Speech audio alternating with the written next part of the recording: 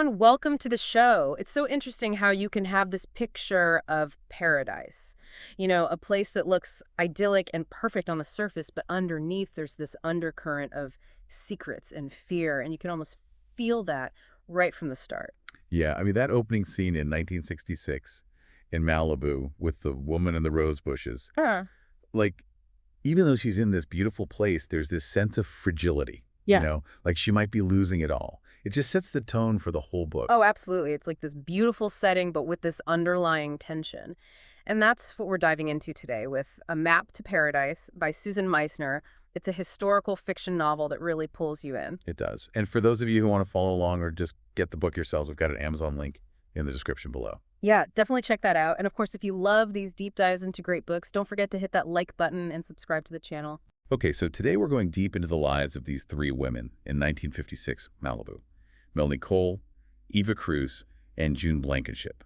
And we're using these excerpts you've provided to guide our discussion. Exactly. And it's all about uncovering their hidden struggles, the secrets that connect them, and how they try to find stability and connection in this seemingly perfect world. Right, because nothing is ever quite as it seems. So true. So let's start with Eva. We meet her working as a housekeeper for Melanie Cole, this actress in Malibu. It's December in 1956. What struck me is how much she wants to be invisible, even though she obviously needs the work. That's a great observation. It makes you wonder what she's hiding, Hmm. Like if she's just a private person, or is there something more to it? Maybe a past she's trying to escape. Yeah. It adds this layer of mystery right from the start. Absolutely. And then Melanie asked her to come in super early, like 6 a.m. for a phone call. Eva's hesitant, but she agrees. Why do you think Melanie needs her there so early, just for a phone call? It has to be something really important and maybe stressful for Melanie. To need Eva there, even if it's just for moral support, it suggests she's not as in control as you might expect a famous actress to be. Yeah, and when Eva gets there, Melanie's already up, hasn't slept, smoking on the patio. Yeah. She even asks Eva to call her by her first name, which seems significant. Oh, definitely. It feels like she's trying to connect on a more personal level, maybe in a moment of vulnerability, or maybe because she doesn't have anyone else to confide in. It's interesting, too, because even at that early hour, Melanie's watching her neighbor June Blankenship and talking about how she prefers a quiet housekeeper, someone she can trust, Yeah. not connected to all the Hollywood gossip. It speaks volumes about the atmosphere back then, especially in Hollywood. That fear of information, getting out the paranoia. It's like everyone's watching everyone else. And Melanie mentions that her agent Irving Ross and this guy Carson found Eva specifically because she's outside of those Hollywood circles. It adds to that feeling of mistrust. For sure. Like they wanted someone, they could trust someone who wouldn't be spreading rumors or leaking information. So let's talk about Melanie's troubles. This phone call she's so worried about seems to be connected to the Hollywood blacklist. Her need for everything to be perfect, the breakfast, the coffee, her dress, even though it's just a phone call where no one will see her, it shows how high the stakes are. Right, because the Hollywood blacklist was a huge deal. It was this period in the 40s and 50s where people in the entertainment industry were basically blacklisted from working if they were suspected of having communist ties. So it wasn't an official government thing, but it had a huge impact on people's lives and careers. Exactly. It could end your career overnight. And Melanie's anxiety about this phone call suggests it could determine her future in Hollywood. Which explains why she's so desperate to reach Elwood Blankenship, her neighbor. She calls him repeatedly, even goes over to June's house looking for advice. It seems like she sees Elwood as someone with experience. Yeah. Someone who can help her navigate this situation. Maybe he's been through something similar or knows how to handle these things. But June's reaction is really strange. She's angry at Melanie for bothering them, claims to have a back injury, and won't let Melanie speak to Elwood at all, saying he's in a sensitive state. It all seems a bit suspicious, don't you think? Yeah, it's definitely a red flag. It makes you wonder what's really going on with Elwood. Why is June so insistent on keeping him isolated? Melanie's so worried, she even asks Eva to check on him, like she thinks he's being kept away from people. Which just adds to the mystery and makes you question June's motives even more. So Eva goes over to the Blankenship house, supposedly to help June, but really to try and see Elwood. What were your impressions of Eva's observations of the house? Well, she notices a lot of details, right? Like the furniture is comfortable but a bit old-fashioned. There are books and artwork everywhere. Yeah. It gives this sense of that life lived a history in that house. And Ju explains the mess by saying she's helping Elwood with his script writing and that her back injury is slowing her down. It all sounds plausible enough. But then she gets really defensive when Eva mentions going upstairs to see Elwood. She claims he doesn't like strangers in the house because of some past incident that messed with his sense of safety. It's like she's creating this elaborate story to keep Elwood hidden. And we also learn that Eva's not being entirely truthful about her own background. She tells June she's Polish and worked in West Germany, but we find out later that's not the whole story. Yeah, it adds another layer of complexity to Eva's character. Like she's got secrets of her own, a past she's trying to conceal. Maybe that's why she's so drawn to the situation with Elwood and June. And June opens up to Eva about her life with Elwood and her late husband, Frank. She talks about how they all lived together, how Frank died, and how she's continued to care for Elwood. It's like she's trying to paint this picture of their life together. It's interesting because, on the one hand, it makes Elwood seem more real, more human. But on the other hand, it could be a way for June to control the narrative, to preempt any further questions. Right, like she's giving Eva just enough information to satisfy her curiosity, but not enough to reveal the truth. Exactly. And even though Eva hears Elwood moving around upstairs, June always manages to prevent them from actually meeting. It just adds to the suspense. So the mystery around Elwood deepens. Eva starts noticing these inconsistencies. Like there are dirty dishes and signs that he's been working in his office, but then his clothes and towels are untouched. It's like he's there, but not there. It's those little details that really start to unravel June's story. They don't add up, and it makes Eva even more suspicious.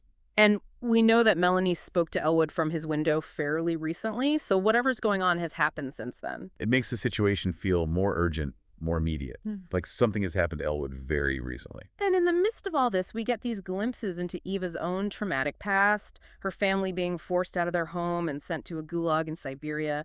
It's heartbreaking, and it explains so much about her character. Yeah, it shows why she's so attuned to signs of distress and deception.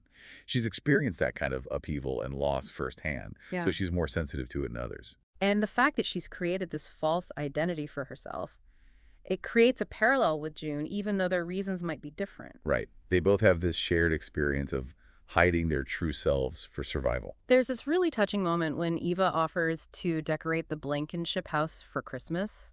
It feels like a gesture of hope and kindness, but maybe also a way for her to distract herself from her own problems, like the looming eviction. It's a really complex gesture. Like she's trying to bring some normalcy to a very strange situation and maybe connect with June on a deeper level. And June initially hesitates, but then she agrees. She even mentions Elwood's little goose feather Christmas tree. It's a small detail, but it feels significant. It does. It shows that June's not completely heartless. Yeah. There's still some tenderness there, some sentimentality. And as they're decorating, they start sharing these memories and vulnerabilities. Eva remembers a past Christmas, and June opens up about her own childhood, losing her mother young, never knowing her father, longing for the escape of Hollywood. And then she reveals that she also has a connection to Russia or Ukraine, that her family was sent to labor camps, and she had to create a Polish identity to survive. It's this incredible moment of shared trauma and understanding. It's like this instant bond forms between them. And June, seeing how skilled Eva is at typing, offers to connect her with someone at the studio. It's a potential lifeline for Eva, and this shared secret about their Polish identities creates this unexpected connection. It's a really powerful moment of empathy and support. Like, even in the midst of all this mystery and suspicion, there's this genuine human connection. But then the tension ratchets up again when Max Elwood's agent shows up unexpectedly. June panics and tries to get rid of him, saying Elwood isn't taking calls. What did you think of Max's visit? Well, it shows that Elwood's absence is starting to have consequences outside of just Melanie's worries. People are noticing and they're starting to ask questions. And June's so defensive about Elwood. She insists he's working on a screenplay, that he might need a shrink. It all feels like she's trying to control a situation that's spiraling out of control. And it makes you wonder even more what she's hiding. What's the real story here? There's this brief moment of sadness when she looks at a photo of herself, Frank and Elwood. It's like she's remembering the life they built and what she might be losing. It adds a layer of complexity to her character. It's not just about keeping secrets, it's about protecting something precious. And then in this sudden shift, she decides to take Eva upstairs to test her typing skills, leaving the Christmas decorations unfinished. It feels like another attempt to distract Eva to keep her from discovering the truth. It's definitely a diversion tactic. She needs to keep Eva occupied and away from whatever's happening with Elwood. Meanwhile, Melanie's still dealing with the fallout from her important call about the blacklist. She's waiting for Carson to contact her, and the delay is making her even more anxious. It suggests that Carson might not be as reliable as Melanie hopes. He could be prioritizing his own safety or just being cautious. And when he finally does call, he insists on privacy, which highlights the danger surrounding the blacklist. Melanie's so desperate for his support, even though she knows he might be using her. It shows how isolated she feels and how much she's relying on him, even if he's not the best person to rely on. We also get this flashback to Melanie's childhood when the Hollywood 10 were blacklisted. It gives us this historical context for what she's going through. It shows how ingrained this fear of communism was, how it could tear apart lives and careers. And Melanie feels completely alone. Her Hollywood friends have distanced themselves, and she can't rely on Carson. She even considers reaching out to her brother Alex, who she hasn't seen in years. It's like she's grasping at straws, trying to find someone she can trust, someone who can help. And while all this is happening, Melanie keeps seeing lights on at the Blankenship house early in the morning. Eva keeps telling her that she can hear Elwood, but June won't let her see him. The tension just keeps building in both households. It's like these parallel stories of unease and suspicion unfolding side by side. And Eva's torn between her growing suspicions about June and the fact that she genuinely likes her.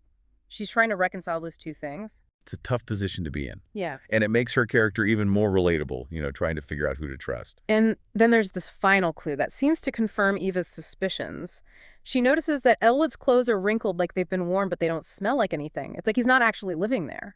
That detail is huge. It makes you realize that June has been creating this elaborate illusion this whole time. So we end these excerpts with so many questions. What happened to Elwood? What is June trying to hide? How will Melanie cope with the blacklist and her relationship with Carson? And what about Eva and her own secrets? It's like this perfectly constructed world is starting to crumble, and we're left wondering what's going to happen next. It really makes you think about what home means, and the lengths people will go to protect it or create a new one when the old one is gone. It's a powerful theme, one that I think will resonate with a lot of readers. So we'd love to hear your thoughts. What was your favorite moment in these excerpts? What questions do you have? Share them in the comments below. And if you enjoyed this deep dive, please like and share it with your friends. We'll see you next time. Thanks for watching.